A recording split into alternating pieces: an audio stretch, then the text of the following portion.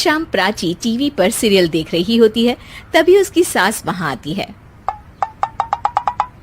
अरे सीरियल में तो ऐसे मग्न है जैसे आज रात का खाना पड़ोसी आकर बनाएंगे। मुझे पता ही नहीं था आपने अपने बेटे की शादी पड़ोस में भी की हुई है। हैं? मतलब?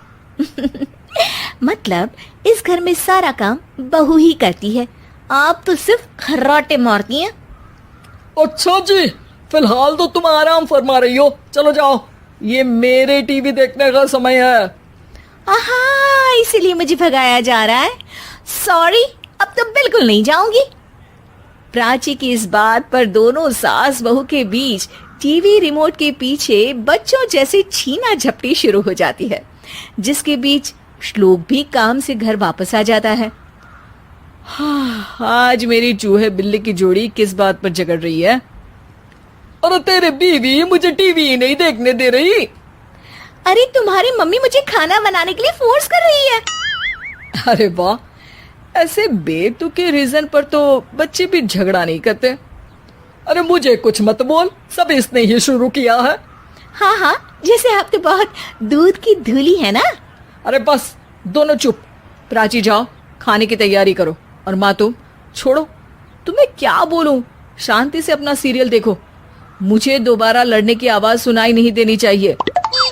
ऐसा बोलकर श्लोक वहां से चला जाता है, जिसके पीछे पीछे प्राची भी कुछ न कुछ बड़बड़ाते हुए रसोई में चली जाती है।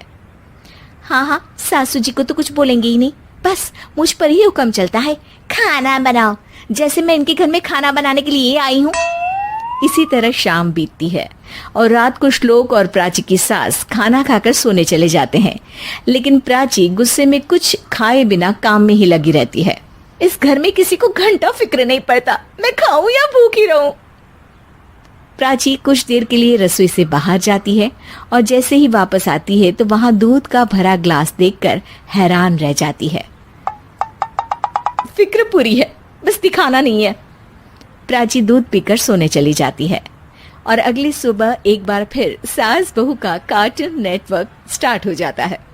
ये तुमने ही किया है। अरे अजीब जबरदस्ती है, मैं बोल रही हूँ मैंने कुछ नहीं किया। दोनों ने मिलकर पूरे घर को पागल खाना बनाया हुआ है। यहाँ कोई नॉर्मल इंसान तो रह ही नहीं सकता, इसीलिए अब पड़ोसी क्या रिश्तेदार भी घर आने से कतराते हैं। और सुन बेटे, तू भी चंगा, तेरी माँ भी चंगी, तेरी बीवी भी चंगी, रिश्तेदार। हाँ जी, आपको नहीं पता क्या, गंगाधर ही शक्तिमान है, रिश्तेदार ही। हाँ हाँ, बस समझ गया। कभी जानवरों जैसे लड़ेंगी तो कभी जुगलबंदी करेंगी। भाई मैं आप दोनों के बीच में नहीं फंसना चाहता। सास बहू की इस मनमौजी जोड़ी से परेशान होकर श्लोक अपना सिर खुजलाता वहां से चला जाता है। चलो अब मैं भी कीर्तन में जा रही हूँ। इस पर जैसे ही सास कमरे में अपना पर्स लेने जाती है तो वहां नाश्ते की प्लेट रखी देख मुस्कुराने लगती है और नाश्ता करके घर से बाहर निकलते हुए कुछ पैसे टेबल पर रख जाती है, जिसके कुछ देर बाद सिलेंडर वाला घर आता है। ओ मोरी मैया, मैं सिलेंडर के बारे में तो बिल्कुल भूल ही गई थी। घर खर्च के सारे पैसे भी मम्मी के पास है और श्लोक से बोला तो उल्टा 4 बात सुनाएंगे। प्राची ये सोच ही रही होती है कि अचानक उसका चेहरा चमक उठता है और वो घर में आकर इधर उधर देखने लगती है। तभी उसकी नजर टेबल पर रखे पैसों पर पड़ती है, जिन्हें वो सिलेंडर वाले को दे देती है। ये सब श्लोक देख लेता है। अच्छा बेटे, इतना बड़ा घोटाला, सबके सामने मैं तेरी दुश्मन और पीठ पीछे तेरी मेरी यारी। इस पर श्लोक एक प्लान बनाता है और शाम को सब एक साथ बैठे होने पर बोलने लगता है।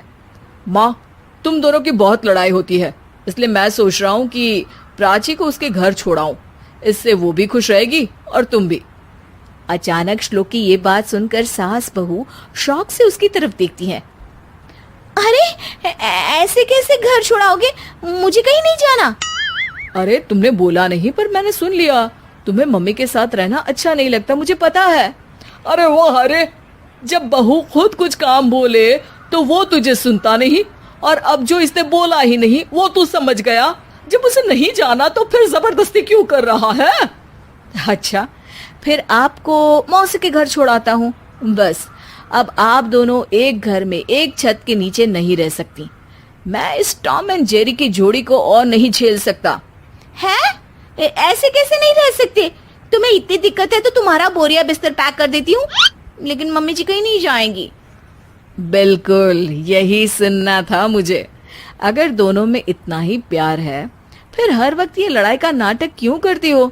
देखा मैंने कैसे माँ किचन में दूध रखती है और तुम उनके लिए कमरे में नाश्ता रखती हो, और कैसे वो पहले ही तुम्हारी दिक्कत समझकर घर में पैसे रखकर बाहर जाती है। अरे भाई, इतना ड्रामा तो डेली सोप में भी नहीं होता जितना तुम दोनों ने इस घर में फैलाया हुआ है। तू हमें टॉम एंड जेरी बोलता है ना, तो याद कर वो दोनों भी एक दूसरे को बाहर वालों की बुरी नजर से बचाने के लिए हमेशा सबके सामने लड़ते थे, लेकिन अकेले में दिक्कत के समय मदद भी तो करते थे। बस हमारा रिश्ता भी कुछ ऐसा ही है। और वैसे भी अगर सास बहू में तू मैं नहीं होती तो दुनिया वालों को कहानियां कैसे मिलेंगी?